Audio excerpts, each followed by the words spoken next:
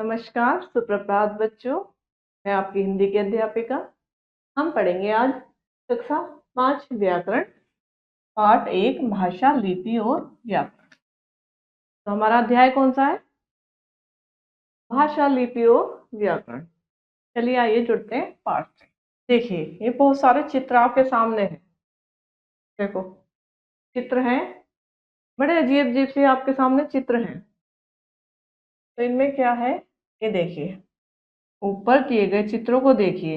इनमें भाषा की उत्पत्ति की कहानी छिपी है। प्रत्येक छात्र उसे अपने शब्दों में पिरोकर कक्षा में सुनाए।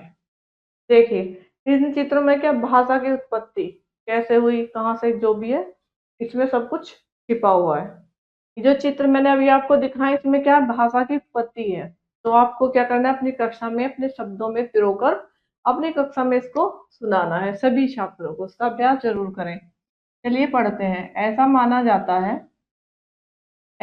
जाता है कि जब मानव की उत्पत्ति हुई तो उसके पास घर न था, न वस्त्र थे, न ही खाने के लिए भोजन था। मानव ने अपनी बुद्धि के बल पर इन सबको प्राप्त कर जीवन को सरल बनाया और विकास की ओर कदम बढ़ाया। विकास की इस प्रक्रिया में उसकी सहायता की भाषा ने। आइए चित्रों के द्वारा समझे कि भाषा क्या है।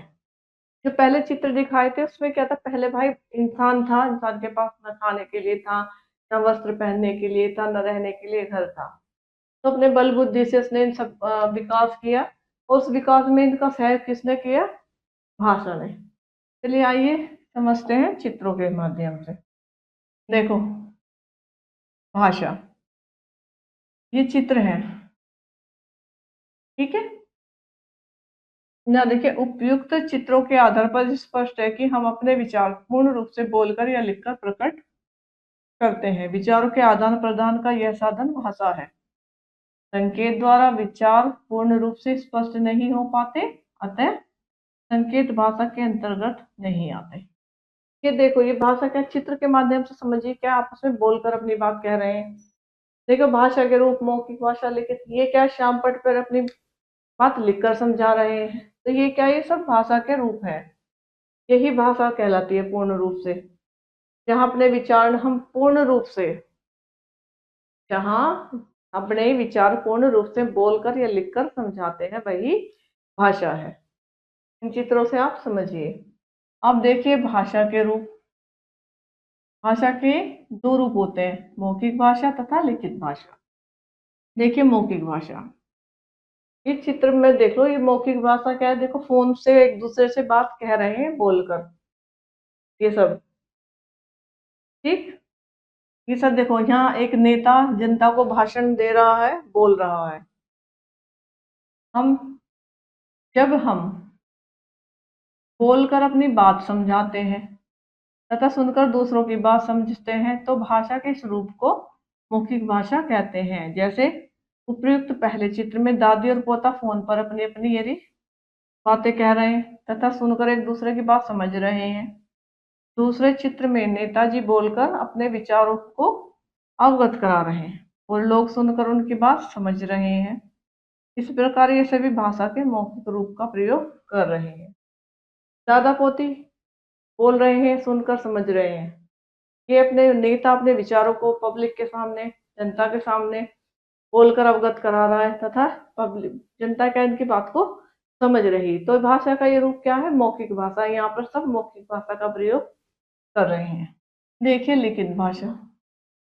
लिखित भाषा क्या है? जब हम अपनी बात लिखकर किसी को समझाते हैं तथा पढ़कर दूसरों की समझते हैं, तो भाषा के स्वरूप को लिखित भाषा कहते हैं। यहाँ चित्र देखिए, ये लिखकर अपनी बात बता रहा, मैडम लिखकर, टीचर अपनी लिखकर बात बता रही है।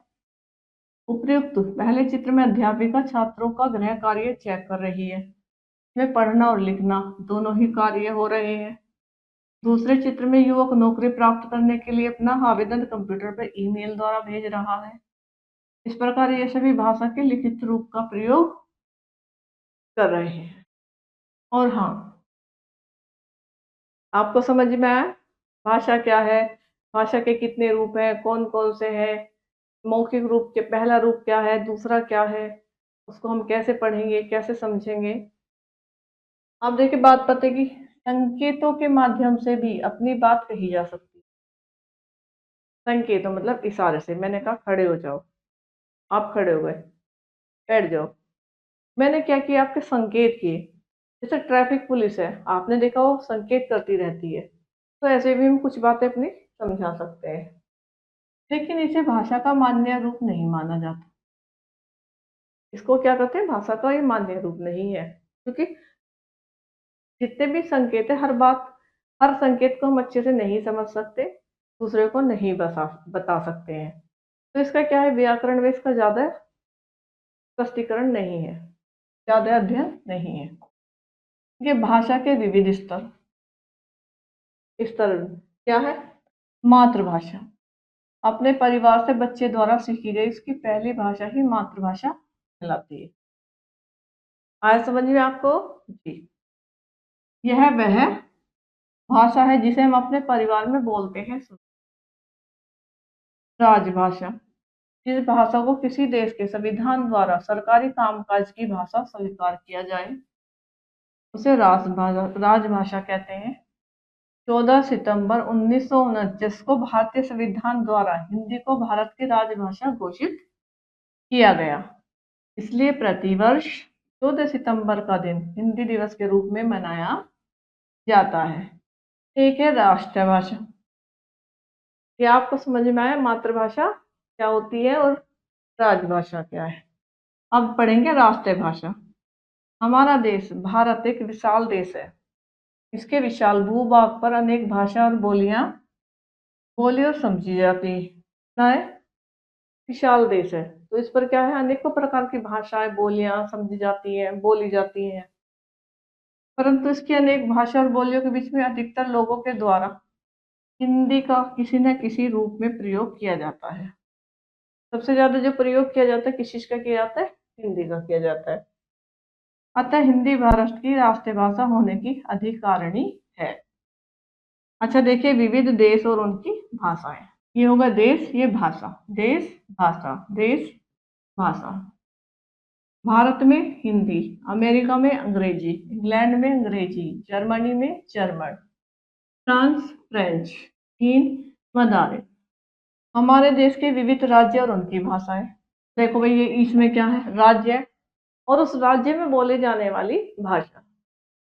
आंध्र प्रदेश में तेलुगु, केरल में मलयालम, बिहार मैथिली हिंदी, कर्नाटक कन्नड़, असम असमिया, पश्चिम बंगाल बंगला, ओडिशा उड़िया, हिमाचल प्रदेश हिंदी, मध्य प्रदेश हिंदी, मणिपुर मणिपुरी, उत्तर प्रदेश हिंदी, पंजाब पंजाबी, महाराष्ट्र मराठी, गुजरात गुजराती, तमिलनाडु तमिल।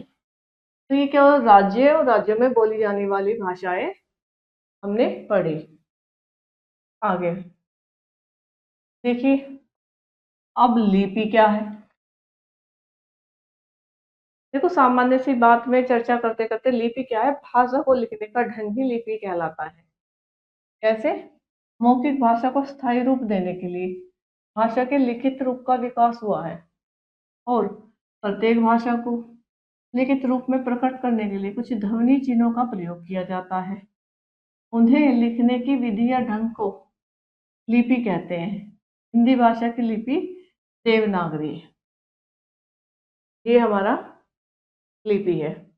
यहाँ देखिए, किसी भाषा को लिखने का ढंग लिपि कह सकता है सामान्य। यहाँ देखिए, प्रमुख भाषाएं और उनकी लिपियां। ये क्या है, भाषा और उनकी लिपि, भाषा लिपि, भाषा लिपि।